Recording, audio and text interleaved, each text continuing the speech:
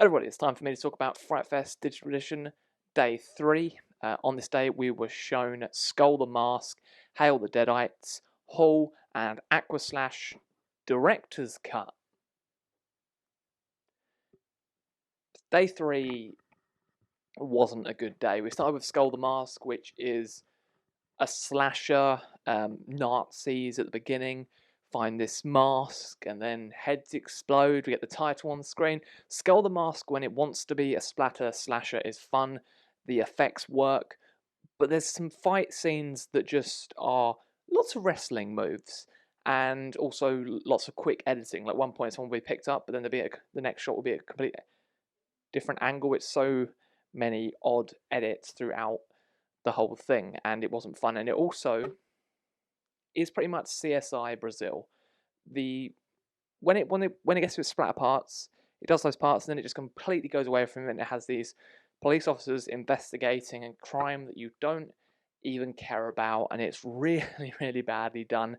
One of the police officers can only run for about 10 seconds. Like, there's a chase that happens, she starts running, the guy hasn't even got that far away, and then she just stops. And then another point where she's just chasing off someone, just stops after 5 seconds.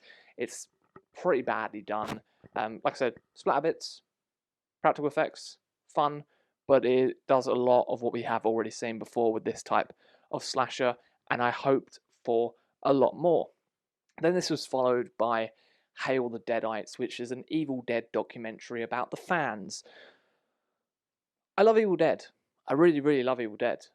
And I was excited for this documentary. I thought, oh, it's going to speak about everything that Evil Dead has done. But it's more about these people showing how big of a collection they have, and each person trying to outdo each other, being like, no, I've got a bigger collection. No, I own the most copies of Evil Dead. No, look at me, I own every single laser disc of Evil Dead, the Japanese one, and all that sort of stuff. And it goes on for way too long, and it's 80 minutes long, and it feels way longer than that. It does have some heart to it, and we do get to see all the actors from Evil Dead, but even though the director that started this out wanted to meet everyone that was involved with Evil Dead, but Sam Raimi isn't anywhere to be seen in this.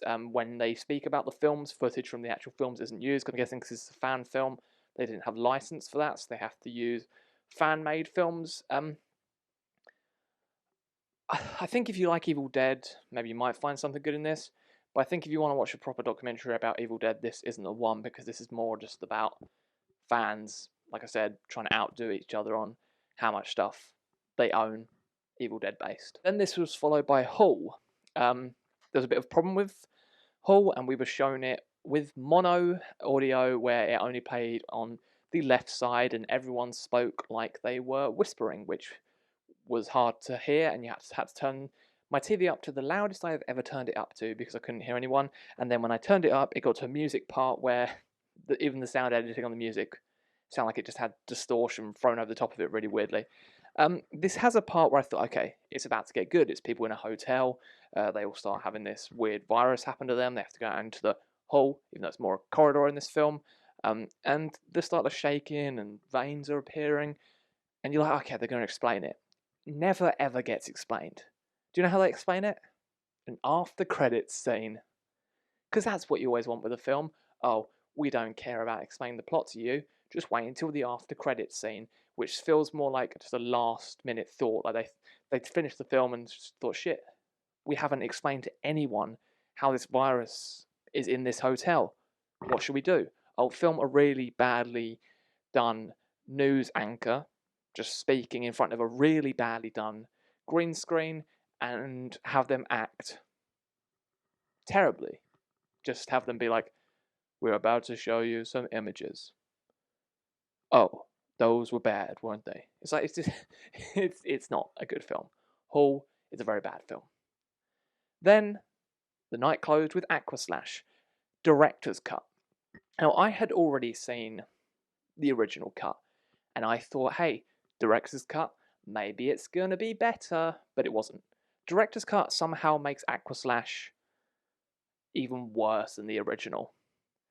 Aqua Slash, when it does its gore, its minute of gore or whatever it does, that bit's fun. That bit's fun, but then looking at this time, there's some really weird colour correction. There's a part where it's meant to look like the fake blood has all gone into the water, but I'm guessing they must have run out of fake blood at one point. So someone puts a red box over the water, but you can tell they didn't put it in right places, so it looks really strange.